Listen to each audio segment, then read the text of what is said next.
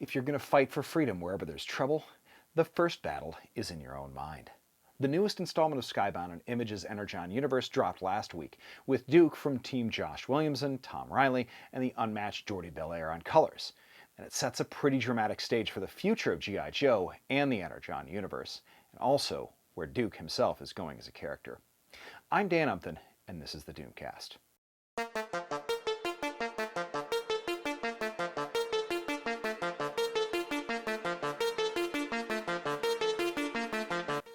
First of all, do me a favor and hit subscribe and the bell. I make about one of these videos a week. They're all great, so please don't miss even one.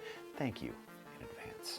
G.I. Joe has a long history in comic book form, and frankly, it owes an incredible debt to the unmatched Larry Hama, who really revolutionized their comics in the 1980s at Marvel, and still now at Image after the license changed hands multiple times. Hama managed to synthesize and improve on the relatively ludicrous premise of the cartoon, which was basically a commercial to sell toys, which also, by the way, worked fantastically well.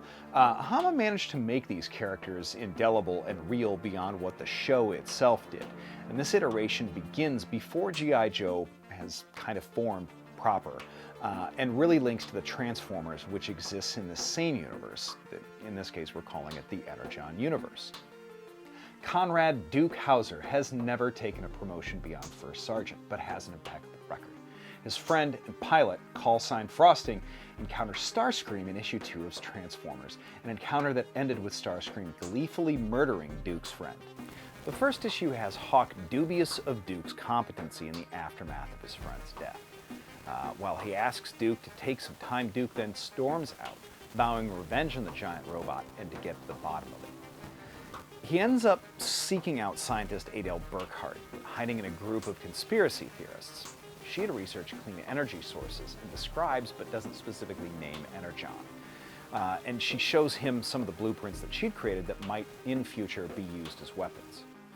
She points him to the Mars Corporation, which fans will recognize as Destro's weapons company. While Duke infiltrates it, reminiscent of G.I. Joe 21, the silent infiltration issue, finding his tanks and fang choppers, he's attacked by Mercer, who dogpiles him with a bunch of other goons, who then merely escort him out of the building. There's a brief appearance by Destro, and then Duke returns to try and find Burkhart, just to find the entire conclave murdered. And he's been set up by these Mars goons as the patsy who did it. But news of his escape from them then reaches Hawk, who sets Courtney Covergirl Krieger, Alonzo Stalker Wilkinson, and Rock and Roll McConnell to go find the missing Duke. This first issue is worth your read and a promising start to a relaunch of G.I. Joe, which I believe the main title of which is still going to be written by Larry Hama. That debuted back in November.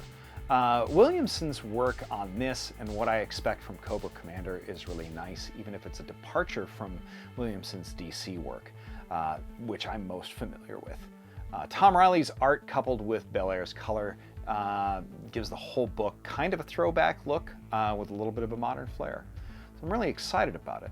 I also like the premise of Duke being on the run from the rest of the G.I. Joes, his own sanity and perspective on things being questioned until he invariably ends up getting validated by the fact that Mars ends up joining with Cobra, for sure, and of course the Decepticons are a thing. Williamson is a master of pacing and has always had a good grasp of character, and it sounds like he's a pretty huge fan of G.I. Joe. After all, he is that age, like I am. Reilly's artwork and Bellaire's color make this a slam dunk pull, even if I wasn't already a huge G.I. Joe fan. What I'm wondering is where they're going with this. Do the Joes form up out of a search for Duke? It seems almost inevitable. But at what point do we see resistance to that clear Decepticon threat in the Transformers? Do they end up allied with Cobra? Or worse, Mars to develop human weapons? What happens from that point? The prospect of a shared universe between those two franchises, just from the jump, is pretty exciting. Exciting, honestly, to see what Hasbro does with it too. But seeing these stories told side by side concurrently, Cobra Commander, Duke, and Transformers, that is really exciting to me. Thanks for watching. Now you know what to pull, and knowing is half the battle.